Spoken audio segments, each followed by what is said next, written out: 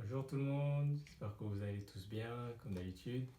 Alors du coup, ce qu'on va faire aujourd'hui, c'est on va essayer d'expliquer c'est quoi la bonne nouvelle, c'est quoi ce qu'on appelle quelquefois le gospel dont la Bible parle. Et ce qu'on va faire, c'est on va utiliser ces choses-là. Donc j'ai là une gourde et des petits gobelets comme ça pour essayer d'illustrer un peu qu'est-ce que Jésus a fait pour nous exactement, à quoi, voilà, tout ce qu'il a fait, à quoi ça sert et voilà comment est-ce que ça peut changer nos vies aujourd'hui. Ok? Donc, ce qu'on va faire, donc on va utiliser ça, on va essayer d'utiliser cette gourde pour représenter Dieu. Et ces petits gobelets comme ça va être pour nous représenter nous, les êtres humains du coup. Alors, qu'est-ce que la Bible nous dit? On va essayer de commencer au début. Et en gros, on va faire un résumé de, en gros, c'est quoi l'histoire de la Bible. Ça, vous allez bien comprendre dans son contexte. En gros, qu'est-ce que ça fait dans nos vies aujourd'hui, comment ça change nos vies aujourd'hui, etc. Ok. Donc on commence là, parce que la Bible nous dit au tout début, donc dans le livre qui s'appelle la Genèse, c'est que Dieu, quand il nous a créés, ok, la chose la plus importante à retenir, c'est une chose, c'est que quand il nous a créés, nous les êtres humains, on avait une relation avec lui. C'est-à-dire, on avait, comme on a des relations aujourd'hui entre amis, on était ensemble, on pouvait discuter, etc. Donc il n'y avait pas de problème de est-ce que tu crois en Dieu, est-ce que tu crois pas en Dieu. C'était juste, on avait cette relation avec lui tout proche, comme ça, c'était normal, naturel. Ok. Et voilà, il n'y avait pas les problèmes dont on nous parle aujourd'hui, les maladies, les virus, voilà, les problèmes financiers, etc. Il n'y avait pas tout ça. Ok. Maintenant, dans cet endroit où ils étaient, que la Bible appelle le jardin d'Éden, ok, Dieu il avait donné des instructions à ces hommes-là. Il leur a dit, vous pouvez faire tout ce que vous voulez. Mais il y avait deux arbres dans cet endroit, on va dire, qui étaient un peu comme spéciaux. Ok.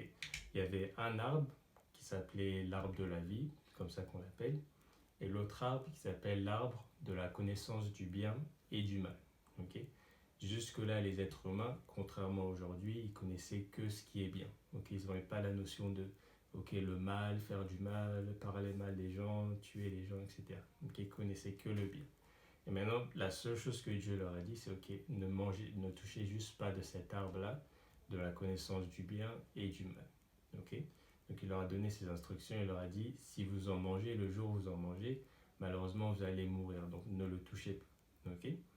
Malheureusement, ce qui s'est passé, ce qu'on vit aujourd'hui du coup, c'est qu'ils ont été tentés par une personne qu'on appelle le diable, vu que lui, il savait ce qui allait se passer. S'il prenait de ce mauvais arbre-là, du coup, ce qu'il a fait, il est allé les tenter, il leur a dit ah, est-ce que vous voulez goûter, est-ce que Dieu est là, comme on dit, etc. Du coup, ils y sont allés, ils ont pris de cet arbre-là, qu'on appelle l'arbre de la connaissance du bien et du mal, et c'est à ce moment-là qu'ils sont devenus ce qu'on appelle pécheurs, ce que la Bible appelle pécheurs. Okay. Donc, je le représente comme ça en retournant les vers. Okay. Donc, ils se sont rebellés contre Dieu, si on peut dire ça comme ça, et ils avaient ce qu'on appelle cette nouvelle nature, qu'on appelle le péché. Okay. Et c'est cette nouvelle nature-là du péché qui est la cause en fait de tous les problèmes qu'on a aujourd'hui, quand on parle de voilà, il y a trop de problèmes dans le monde, pourquoi il y a tant de mal dans le monde, si Dieu existe, etc. C'est à commencer justement ici. Okay. Parce que cette nature du péché, c'est ça qui pousse les êtres humains à faire du mal, à mal se parler, à faire du mal aux autres, à tuer les autres, à insulter les autres, etc. Okay. Maintenant, ce qui s'est passé, c'est que Dieu, vu que maintenant ils étaient devenus comme ça, ils avaient reçu cette nouvelle nature du péché, ce qu'il a dû faire, il a dit, ok, maintenant qu'ils sont devenus comme ça, ok, je ne peux plus maintenant les laisser manger de l'autre arbre, qui est l'arbre de la vie. Okay. Pourquoi? Parce que si maintenant ils mangent de cet arbre-là, ok, et cet arbre-là, la qualité qu'il avait, c'est que tu en manges et tu vis pour toujours, ce qui en soi a l'air très bien. Okay. Maintenant, le problème, c'est que s'ils en mangent maintenant, okay, c'est qu'ils vont vivre pour toujours, oui, mais ils vont vivre pour toujours dans cette nouvelle nature du péché. Okay. Donc, si on prend un exemple, c'est un peu comme si on dit à quelqu'un, ok, tu vas vivre pour toujours, tu vas jamais mourir, mais on va te laisser vivre dans une prison. Toute ta vie, donc pour l'éternité, tu vas vivre dans une prison. Okay. Donc, c'est pas tellement une bonne nouvelle. Okay. Donc ce que Dieu a dû faire, la décision dure que Dieu a dû faire, c'est okay, de se séparer, okay, d'enlever les êtres humains qui étaient là et de créer une distance entre eux pour que justement ils ne puissent pas toucher de cet arbre-là. Okay. Donc c'est depuis ce moment-là qu'on a cette distance ou cette séparation entre Dieu et les hommes. Ok? Donc voilà, donc je vais mettre les hommes au milieu de l'image. Ok? Et donc maintenant on a ces hommes-là qui ont été enlevés de cet endroit qu'on appelle le jardin d'Éden, où ils avaient cette relation avec Dieu, où tout était bien, tout était parfait, etc. Et maintenant ils se retrouvent là, ok, sur la terre, séparés de Dieu, et ils ont cette nouvelle nature du péché. Ok? Et maintenant ils commencent à avoir des enfants, leurs enfants ont des enfants, ils se multiplient, il y a plein d'êtres humains sur la terre, etc. Ok? Et maintenant ce qu'on commence à voir, c'est cette nature du péché là qui commence à se réveiller, si on peut dire ça comme ça, à montrer, voilà, à se manifester. Ok? Donc c'est là qu'on commence à entendre parler de meurtres, des gens qui se trahissent, des gens qui se font du mal les uns aux autres, etc. Ok? Et maintenant, Dieu, il a vu tout ça et il se sentait malheureux, si on peut dire ça comme ça, de se dire que il a créé ces êtres humains-là et tout ce qu'ils font, c'est que du mal tout le temps, que du mal, que du mal, que du mal. La Bible dit qu'à un moment, c'était vraiment trop, que les êtres humains pensaient au mal tout le temps, qu'il y avait du mal tout le temps, etc. Donc ce qu'il a fait, okay, c'est qu'il a décidé de comme donner un nouveau départ. Okay? Et c'est là qu'on vient à l'histoire de la plupart des personnes ont entendu ça, ce qu'on appelle l'histoire de Noé, okay, et de l'inondation. C'était simplement cette histoire d'essayer un nouveau départ, okay, où tous les êtres humains qui étaient là à ce moment-là allaient périr et seulement Noé et sa famille, donc c'était 8 personnes en tout, allaient être sauvées. Okay? Donc c'est ce qui s'est passé. Et donc seulement Noé et sa famille ont été sauvés et c'est eux qui ont commencé, on va dire, une nouvelle ère humaine. Okay? Maintenant, donc on est passé, il y a eu cette inondation, okay, qui a malheureusement tué tous les hommes, sauf Noé et sa famille. On a un nouveau départ, on va dire, ok, on peut recommencer à peu près à neuf, etc. Peut-être que les choses vont être différentes. Okay? Maintenant, on prend cette image et si on regarde bien, si vous étiez là, du coup, je vous poserai la question, c'est quoi le problème qui est resté à ce moment-là dans cette image, ok? Donc, si vous regardez bien, malheureusement, il y a un problème qui est resté. Donc, le problème qui est resté, c'est le problème de cette nature du péché. Elle était toujours là dans Noé et les personnes de sa famille, ok? Donc, ce problème en lui-même, même si on avait enlevé la plupart des hommes, ce problème en lui-même était encore là, ok? Donc, ils ont eu des enfants, leurs enfants ont eu des enfants, etc. Et on était un peu de nouveau, du coup, un peu à la même situation. Ok? Donc voilà, ensuite, on avance un peu. Et voilà, après, il y avait plusieurs hommes sur la terre, etc. Et il y avait un peuple en particulier, okay, qu'on appelle le peuple juif, okay, le peuple d'Israël, okay, qu'on connaît même aujourd'hui. Et ils étaient là sur la terre. Et voilà, ce qu'ils faisaient, ils faisaient une chose assez, on va dire, assez intéressante. C'est que une pratique qu'ils avaient, c'est qu'ils faisaient des sacrifices d'animaux. Okay? Maintenant, si vous étiez là aussi, je vous demanderai la question, pourquoi est-ce que quelqu'un s'amuserait, on va dire comme ça, à faire des sacrifices d'animaux? Okay? Je vous donne la réponse. La raison pour laquelle ils faisaient ça, okay, c'était pour payer pour leurs péchés. Okay? Parce que Dieu leur avait dit, ok, si vous mangez de cet arbre de la connaissance du bien et du mal, c'est-à-dire si vous désobéissez, si vous péchez, okay, vous allez mourir. Okay? Ce qu'il leur expliquait là, c'était ce qu'on appelle le prix du péché. Okay? C'est comme aujourd'hui quand quelqu'un fait un crime, on lui dit, la justice lui dit qu'il y a un coût pour ce que tu as fait. C'est soit par exemple tu vas faire 5 ans de prison, soit tu vas avoir, je sais pas, 100 000 euros d'amende, etc. Okay? De la même manière, ce péché-là qu'ils ont commis et ces péchés-là que tous les hommes commettent en faisant du mal, ça a un prix. Ok? Et donc maintenant, ce que ces juifs-là se disaient, ils se disaient, ok, maintenant, ce qu'on va faire, c'est qu'on va payer le prix pour nos péchés en faisant des sacrifices d'animaux. Ok? Maintenant, ce qu'on peut se dire, c'est, ok, pourquoi est-ce qu'ils se sont dit que faire des sacrifices d'animaux, ça va aider à payer ces péchés-là? Ok? Donc on va essayer d'expliquer la logique, pourquoi est-ce qu'ils ont essayé de, c'est pas faire sacrifice d'animaux, ils se sont dit ça va payer leur péché. Okay. Donc ce qu'on va faire, d'habitude je demande aux gens s'ils aiment bien les maths, etc. On va faire une petite équation, on va dire rapide, mais qui est vraiment simple. Okay. Donc on a dit ce point-là, que dans la Bible parle, c'est que la manière dont la Bible le met, c'est que le salaire du péché, ok, c'est la mort. Ok, donc c'est comme si on prend ici le péché dans cette main-là. On nous dit, ok, si le péché est arrivé, ok, ce qui va se passer à un moment donné, c'est ce qu'on appelle la mort. Ok, et la mort a plusieurs aspects, c'est la mort physique, mais c'est aussi la mort éternelle, c'est-à-dire être séparé de Dieu pour toujours et aller dans cet endroit qu'on appelle l'enfer.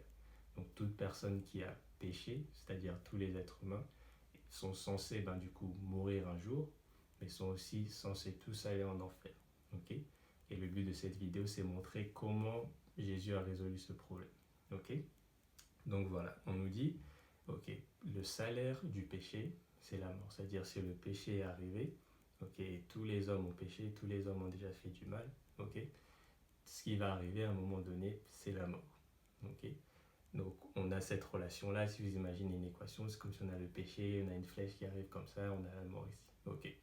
Maintenant, si on prend cette équation, on essaie d'expliquer, ok, maintenant la mort, si on essaie de l'expliquer d'une manière différente, techniquement, qu'est-ce que c'est? Ok. Une manière dont on pourrait l'expliquer, on peut simplement dire, quelqu'un qui meurt, c'est simplement quelqu'un qui perd sa vie. Ok. Donc la mort, c'est simplement perdre sa vie, donner sa vie, etc. Donc si on écrit cette équation d'une façon différente, on a maintenant okay, le péché, okay, ou la manière dont on paye pour le péché, okay, c'est avec la mort, c'est-à-dire ce que la justice demande pour que le crime qu'on appelle le péché soit payé. Donc du coup, c'est pas des années de prison, c'est pas etc. C'est la mort, c'est-à-dire donner sa vie, okay, c'est-à-dire perdre sa vie. Okay. Maintenant, si on prend ce terme-là, perdre sa vie, okay, il y a un verset dans la Bible qui est assez intéressant qui nous dit que la vie de toutes les créatures qui sont sur terre, donc comme nous et les animaux, etc., cette vie-là, elle se trouve dans notre sang. Okay. Donc je répète, la Bible nous dit que la vie de toutes les créatures, donc nous y compris, cette vie-là, elle se trouve dans notre sang. Okay. Donc si on reprend cette équation-là et on met les remplacements au bon endroit, okay, on a c'est-à-dire le salaire du péché, la manière dont on paye, ce que la justice demande quand un péché est arrivé, c'est la mort, c'est-à-dire que quelqu'un donne sa vie ou perd sa vie, c'est-à-dire que la manière dont on paye pour le péché, c'est avec de la vie, c'est-à-dire du sang. Okay. Donc c'est comme aujourd'hui si on veut acheter quelque chose, par exemple si vous êtes en France, vous allez donner des euros, voilà, etc. Okay. C'est comme ça que vous payez pour les choses. Okay. Maintenant, quand il s'agit du péché, la manière dont on doit payer pour le péché, c'est avec du sang, c'est-à-dire la vie de quelqu'un. Okay. Donc c'est pour cette raison que ce peuple juif-là, en gros, faisait des sacrifices d'animaux. Ils se sont dit, ok, on va payer nos péchés, pas avec notre propre sang, mais avec le sang de ces animaux. Du coup, c'est pour ça qu'ils faisaient ça. Okay. Et ils ont continué à faire ça pendant plusieurs années. Okay. Maintenant, ce qui s'est passé, c'est que plus tard, la Bible nous dit en fait que ces sacrifices d'animaux, on va dire, c'était pas assez en gros pour les purifier, si on peut dire ça comme ça, pour toujours. C'était pas une situation, une solution durable, c'est pas quelque chose qui fonctionnait vraiment. Okay. Si on peut, imaginons donner cette image, on va dire comme, c'est pas comme un classement, ok. On va dire, imaginons le classement des différentes créatures, si on veut dire ça comme ça, ou des personnes qui existent. On va dire, ok, on a Dieu tout en haut, puis on va dire plus bas, on a les êtres humains, et encore plus bas, on a les animaux. Donc c'est comme si le sang, la vie de ces animaux, en fait, n'est pas vraiment suffisante pour payer le prix de ces êtres humains. Okay. Donc le sang de ces animaux-là, même si c'est avec du sang qu'on paye pour le péché, c'était pas vraiment assez pour vraiment eux les purifier complètement. Okay.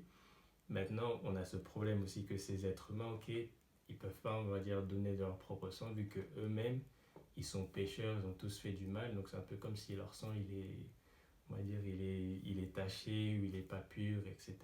Okay.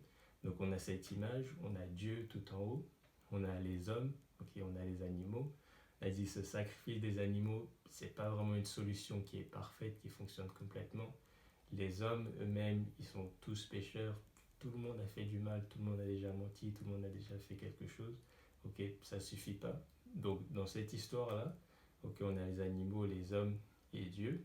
Le seul qui peut vraiment faire quelque chose, c'est Dieu lui-même. Ok. Donc maintenant, on a déjà une direction de d'où la solution va venir. Elle va venir de Dieu. Ok. Maintenant, le problème, enfin un autre problème qu'on doit régler, c'est que la Bible nous dit que Dieu est un esprit. Ok.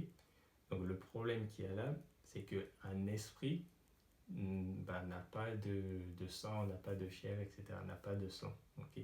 Mais on a dit ce qu'il nous faut pour payer pour les péchés, c'est du sang. Ok. Donc maintenant, quelle technique, on va dire, Dieu va utiliser, vu qu'il est le seul à pouvoir faire quelque chose, pour pouvoir régler ce problème. Ok. Donc ce qu'il a fait, c'est qu'il a décidé que lui-même, il allait se rendre un être humain, ok, pour pouvoir avoir ce sang-là et payer le prix pour tous nos péchés pour toujours, une fois pour toutes. Ok. Et donc c'est ce qu'il a fait. Et cette personne-là, en gros, qu'il est devenu, okay, en tant qu'être humain, c'est cette personne-là qu'on appelle Jésus. Okay. Donc c'est celui-là qu'on appelle Jésus, qui est simplement Dieu, qui s'est rendu un être humain. Okay. Et Jésus, il n'était pas comme les autres, okay, il n'avait pas cette nature-là du péché. Okay. On pourrait expliquer pourquoi peut-être dans une autre vidéo. Okay.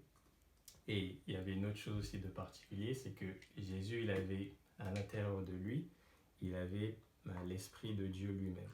Okay, je vais le représenter comme ça en mettant de l'eau à l'intérieur de ce verre. Okay. Et à un moment, quand il avait à peu près 30 ans, ce qui s'est passé, c'est que Jésus lui-même, il allait se faire baptiser par quelqu'un qu'on appelle Jean le Baptiste. Okay. Et après qu'il se soit baptisé, il a prié. Et ce qui s'est passé, c'est que cet Esprit de Dieu-là, okay, la Bible nous dit qu'il est venu, okay, l'Esprit de Dieu, et s'est posé sur lui. Donc je vais essayer de le représenter comme ça. Okay. Qu'on essaie de comprendre un peu avec des choses un peu visuelles. Okay. Et donc, Jésus avait l'Esprit de Dieu non seulement en lui, mais aussi sur lui. Okay. Et donc, ce qu'il faisait, c'est qu'il allait autour des personnes, il leur parlait de Dieu, etc. Il leur expliquait beaucoup de choses et il faisait beaucoup de miracles, il guérissait les malades. Okay. Et il expliquait que c'est parce que l'Esprit de Dieu est sur lui qu'il pouvait faire toutes ces choses-là, tous ces miracles, etc. Il avait cette puissance-là de faire toutes ces choses. Okay. Et maintenant, quand le temps m'a été venu, okay, donc ce que lui, il avait dit, c'est qu'il est venu pour donner sa vie pour la rançon de beaucoup de personnes. Okay. C'est-à-dire de tous les êtres humains. Donc c'est comme quand quelqu'un fait un crime, pour pouvoir sortir, pour pouvoir être libre, par exemple, aujourd'hui, il peut payer une rançon. Okay. Donc ce que Jésus il a fait, c'est exactement la même chose. Il a donné sa vie, okay, et il a dû vivre une vie parfaite sans jamais pécher, okay, pour avoir ce sang pur-là qu'il pouvait utiliser pour payer pour nos péchés. Okay. Donc ce qu'il a fait, c'est qu'il a donné sa vie sur la croix. Okay. Voilà, et il est mort, et il est resté 3 jours dans le séjour des morts, et il est allé en enfer pendant 3 jours. Et beaucoup de gens peut-être vont se demander qu'est-ce qu'il faisait là-bas. Okay, ce qu'il faisait, c'est qu'il est allé aussi parler et prêcher aux gens qui étaient morts avant que lui il arrive, pour qu'ils aient une chance de se tourner et de venir à Dieu eux aussi. Okay. Et après ces 3 jours-là, il est revenu à la vie. Okay. Et il allait parler à ses disciples, okay, ceux qui le suivaient à ce moment-là. Okay. Il leur allait leur expliquer ce qu'il a fait pour les hommes. Il leur a dit, ok, voilà, maintenant c'est à votre tour d'aller partout sur toute la terre et d'expliquer aux gens ce que j'ai fait pour eux. Okay, j'ai donné ma vie pour payer pour leurs péchés, pour qu'ils soient pardonnés, pour qu'ils puissent commencer une nouvelle vie complète et pour qu'un jour ils puissent aussi aller au paradis. Okay. Donc c'est-à-dire que maintenant on n'est pas censé, on n'a pas besoin d'aller en enfer malgré qu'on a tous fait du mal. Maintenant en croyant en Jésus, on peut non seulement vivre une nouvelle vie sur cette terre, complètement libre de cette nature du péché, on va expliquer comment ça arrive, et non seulement après cette vie-là, il y a une autre vie qui nous attend au paradis. Okay. Et cette vie-là, elle commence déjà sur la terre, mais on la continue, pour être plus précis, on la continue au paradis. Il y a encore beaucoup de choses assez intéressantes à expliquer là aussi. Okay. Donc après avoir expliqué ça, okay, à ses disciples-là, okay, il est reparti, lui, maintenant, au paradis. Okay. Donc maintenant, on se trouve avec les disciples, okay, de Jésus. Et une chose qu'il leur avait dit, du coup, c'est, okay, avant que vous commenciez à parler à tout le monde, okay, de ce que j'ai fait pour qu'eux aussi puissent se tourner vers moi, avoir cette nouvelle vie, etc. Okay, il leur a dit, attendez d'abord à Jérusalem, ok, donc la ville où ils étaient, ok, jusqu'à ce que vous aussi, vous ayez reçu le Saint-Esprit qui viendra sur vous, ok. Et quand le Saint-Esprit viendra sur vous, vous aurez cette puissance-là, ok, pour être mes témoins, pour prouver aux gens que je suis réel, ok, et que j'ai fait toutes ces choses, ok. Et un nom qu'il a donné pour cette expérience-là, le nom qu'il a donné, c'est qu'ils seront baptisés du Saint-Esprit. Le mot baptisé, ça veut simplement dire être immergé dans quelque chose, ça peut être un liquide, quelque chose, ok. Donc ce qui s'est passé, c'est pendant le jour qui était une fête juive à l'époque, qu'on appelle la Pentecôte. Ce qui s'est passé, pendant que tous ces disciples étaient ensemble, le Saint-Esprit est venu du coup sur eux, ok. Et il y a un miracle qui s'est passé à ce moment-là, c'est qu'ils ont commencé à parler des différentes langues, des nouvelles langues qui n'existaient pas encore sur la terre à ce moment-là. Okay. Et ils parlaient ces langues-là, ils parlaient ces langues.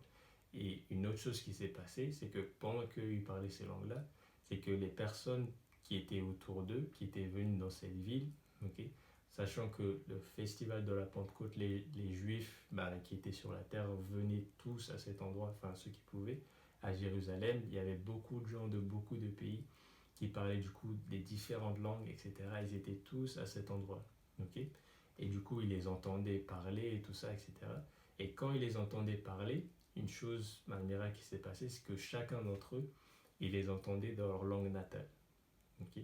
Donc par exemple, on va dire, nous, par exemple, on entend en français, quelqu'un entend en chinois, quelqu'un entend en japonais, quelqu'un entend en anglais, en allemand, en portugais, etc. Ok. Et donc ils se sont demandé, qu'est-ce qui se passe ici, qu'est-ce qu'il y a, qu'est-ce que c'est justement, ok. Et donc un des disciples de Jésus, qui s'appelle Pierre, il est allé devant eux, il leur a expliqué, ok, c'est pas qu'il y a quelque chose de bizarre, etc. Tout ce qui se passe ici, c'est simplement une promesse que Dieu avait faite, ok, des années avant. Il avait dit qu'il allait donner son Saint-Esprit aux hommes, à ceux qui allaient décider de le suivre, ok. Et après, justement, il a commencé à leur parler de ce Jésus qui est venu pour donner sa vie pour nous, ok. Et il leur a expliqué ça. Et après ça, ils étaient touchés dans leur cœur et ils lui ont demandé, ok, voilà ce que Jésus a fait, maintenant nous, qu'est-ce qu'on doit faire, ok.